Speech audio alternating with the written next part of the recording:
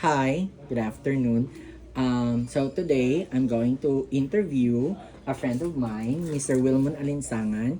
He is a development officer from the Provincial Environment Office, and he's also a teacher by profession, and he has been working in the Environment Office for quite some time now. Okay, so hi Mon, good Hello, good afternoon. afternoon. Can you like introduce yourself Okay, a bit? sige. Actually, we introduced me already, but Yeah. yeah, my name is Wilmon, si Alinsangan. You're right, I am a teacher by profession. I've Mm-hmm. been teaching for 7 years before I shifted into government service. Okay. And currently, I'm working under the Capiz Provincial Environment and Natural Resources Office as Development Management Officer 1. And at the same time, I'm the section head for the Information, Communication, and Education. So basically, my work here in the office is more making sure that we increase public awareness. Mm-hmm. At the same time, more on capacity building, information dissemination, education. So it's more on the very holistic approach, stakeholders, multi-stakeholders approach, how to get all people on board and making sure that everyone is becoming an ally for environmental conservation, restoration, and preservation. Oh, yeah, I know you've been doing a great job for quite some Thank time now, you. and I am like a witness to all the wonderful things that you did. So, Mon, currently I'm taking an online course from Mhm. Cornell University Civic Ecology Lab. It's nature education, and I would like to design a lesson plan or a lesson activity that would Mhm. serve like an activity that can be implemented by teachers or as a template also, which like you environmental educators, no, working in science communication, environmental education, no, nature studies, things like that, no, which they can actually utilize and use. And I know that you've been working with communities, you've been working with Yeah, students, you've yeah. been working with a lot of government agencies, That's people's true. organizations, things like that. And in your work, education and communication is very Mhm. important. Now, I'm going to ask for your experiences and insight that could help improve Mhm. my plan. So, I would like to ask you first, in your experience, in doing environmental education, knowledge capacity building, Mhm. um, amongst the environmental stakeholder, which includes students, children, no, even adults, no, Yeah. women, Mhm. mothers, so on and so forth in the community. Um, what do you think is like one of the greatest challenge that you have faced? Mhm. Actually, a lot, but the idea of educating the community, the idea Mm-hmm. of education is from the changing of the mindset to the change in the Mm-hmm. behavior. It should not be ending alone after you conduct trainings. Mm-hmm. It should not be ending as soon as you conduct symposiums or workshops or seminars. Our hope is actually right after each trainings, all of the symposiums, IECs, Mm-hmm. campaigns, we are hoping that there will be a change in Mm-hmm. the mindset of the people, Yeah. and the change in the mindset will be translated into change in behavior, Yeah. which later on be translated into action. And I think one of the challenges that we have in terms of environmental education is really the translation of what they learn from their Mm-hmm. mind into the behavioral change. Mm-hmm. But again, aside from that, I would say probably that one of the challenges that we have been experiencing in terms of informal education is um, the aspect of how can we make sure that all of those people that we're educating can really relate to what we are actually trying to teach Yeah, them. yeah, yeah. You know, Mm-hmm. um, all of the people, like most of the people would know. Okay, we know what nature is. It's Mm-hmm. it's trees, it's Yeah, yeah. birds, it's flowers, etc. Like We know the what yeah, biodiversity in the community, biodiversity. We yeah. know what environment is. Mm-hmm. It's the air, the Yeah, land, yeah. and the water. But we are the challenge is how to really make sure that we connect that we connect all of these parts of the nature, parts of this environment into their everyday lives. Yeah, You know, like yeah. talking about water, importance of water. Yeah, yeah. How important is water for them, Mhm. and thereby by letting them know how important water is, we have the hope that they little by little they can make baby steps towards protection of the water, conservation of the water. Same with biodiversity. I mean, all of those are birds, flowers, and trees, etc. And most of the people just have to see them. They're beautiful. You know, they're just beautiful. They're just part of our surroundings. But the deeper understanding of how important all of this flora and fauna to the lives of the people, there's a certain gap and detachment. So our hope is actually our main goal whenever we educate, and I think that's one of the most challenge is the relatability. We have to make sure that whatever we teach them is something that they can relate with, that whatever they have learned can be translated into action. You know, self-reflection and etc. You know, the theory of education will tell us that the best way to learn is really about to experience. Okay, So of I course, think yeah. I think it should go beyond by showing them photos of this is Yeah. what it looks like, this is what our mangroves look like, this is the dangers, this is the threats to our mangroves, these are the threats to our biodiversity, this is the problem with the waste management that we have right now. So photos, yes, they can appreciate that, but again, in the field of education, experiential learning is really, Of course, it is totally different. So if there's a possibility, if there are opportunities that we bring them in the ground and let them experience how it really looks like on field, you know, we try to immerse them really what's happening, and there is a greater chance for this learning to occur and have a deeper it can root deeper into their minds, and then thereby translated again to the behavioral change, which is the main goal of education. Yeah, wonderful. So you said that there's like the current like strategies or education. There's a detached. There's like a disconnect between. That's so true. like for example, like correct me if I'm wrong. I guess that what you're trying to say is like all of those theories, all of those things that we try to teach inside the classroom. By only using photos or like videos or like things like that, although they can learn it conceptually, but like the real experience, the real learning or education can be best experienced if it's done out there.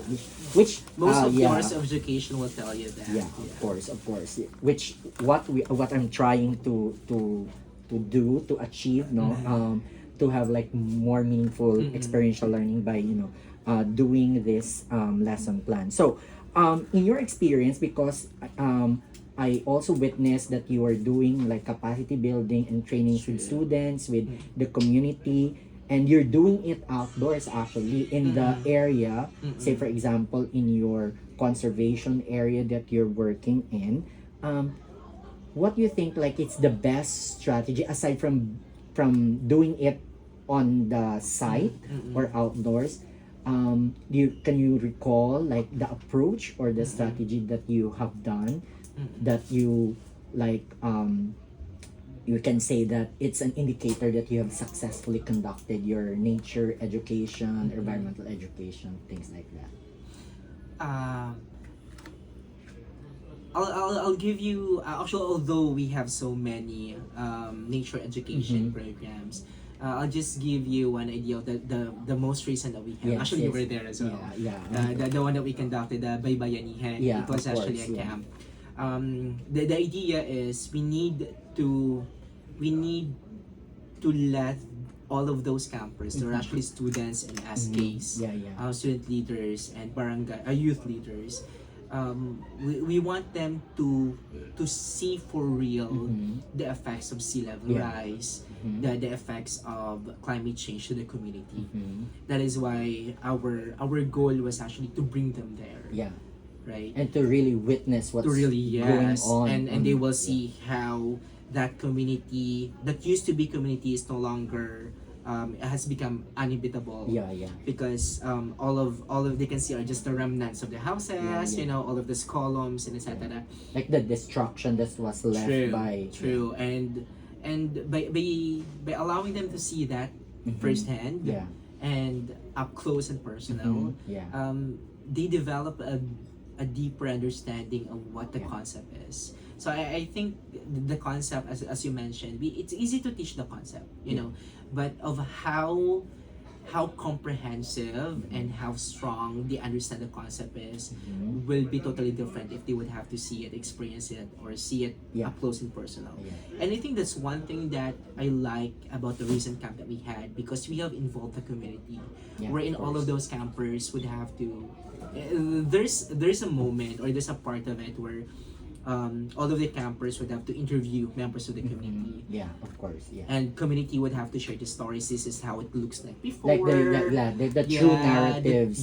True. The true narratives. Like, the backstories behind what's happening in That's there, true. in that place. Yeah. And their hardships, their personal experiences, Mhm. how it was before, how it is now, how it impacted their lives, their livelihood, their family, Mhm. the displacements of the community, and so many things.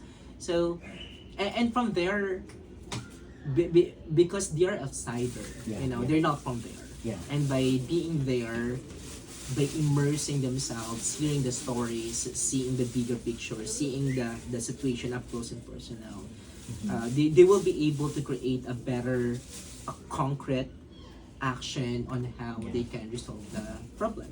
Yeah.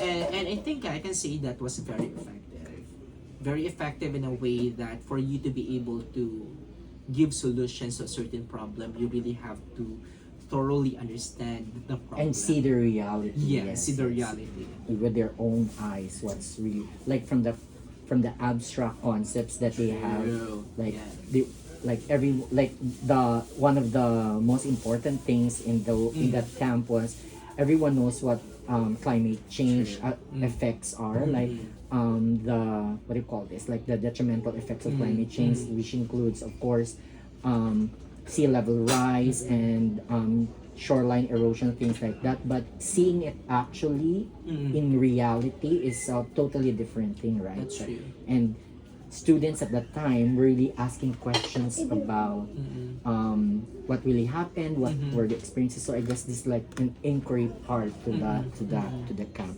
Thank you so much, Mondo.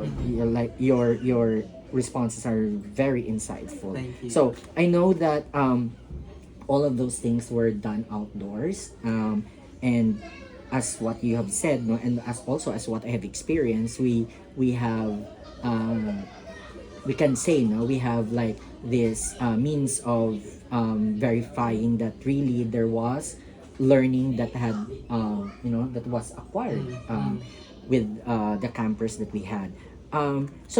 As what I've said, I'm doing actually a mangrove inquiry outdoor lesson plan.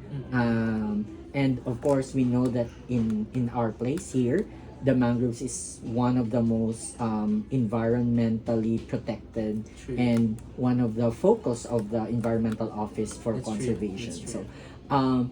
can you suggest to me, like from your experience, of course, and from your expertise, aside from getting my learners outdoors to the mangroves, what do you think are the more like other fun and effective strategies should I include in the lesson plan so I can develop it more? I would suggest first, if you would have to do an immersion, because given it will be an outdoor activity, it should be an outdoor activity. It should be an experiential learning activity. Thus, it has to be. It should not be very structured. Yeah. Okay. It should be free. Like very flexible. Very flexible. I would suggest there has to be guide questions for the students to be guided to would be they looking for, Mhm. what should be they're expecting, all of those things. Because if you would have to go there and then you still lecture, I mean, what's the difference Yeah. of having it outdoor if you're just the one talking? Talking you know? about it, yeah. So if Yeah, it's that's- possible,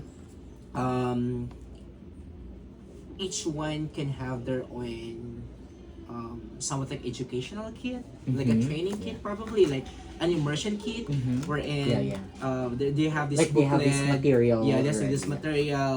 Okay, these are the following types of mangrove species available in this area. Yeah, so it's like a learning guide. Yeah, it's a something. learning guide, right? It's a field guide or Mhm. learning guide, and all they need to do is just to, at their own pace. Yeah. They look Mhm. around. Okay, so this is how rhizophoru looks like. Okay, this is this. Yeah, they try to compare.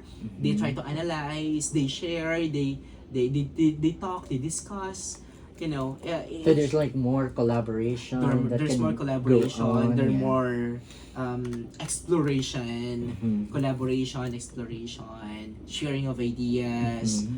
um, and and just a free experience that they can own it. Yeah. They can own it. And if it's possible, if you can invite probably locals instead, Yeah, yeah. like of course, the locals, yeah. like the fisher folks who the fisher Like the ones in folks, the coastal communities. the coastal that, communities, wherein they can share, or they can tell why, for example, if you go to upland areas, why Yeah. are trees important to them, what kind of trees are these, what are the benefits of the trees, Mhm. how do you use their leaves, how do you use their fruits, how do you use their roots, all of Yeah, those. So it's nice if we get the learning from the locals. Like the traditional, The traditional, ecological yeah, knowledge. true. Yes, yes. Which I think is very important True. also as an element. Oo. Okay. Well, thank you so much, Mon. Thank you You're for your welcome. insights and of course your suggestions. And I hope that the plan that I'm going to do would be not only very workable and practicable, but also it would be meaningful and fun at the same time. So Thank you. yeah, And thank good you so luck. much. Good luck to your Thank research. you so much. Thank you.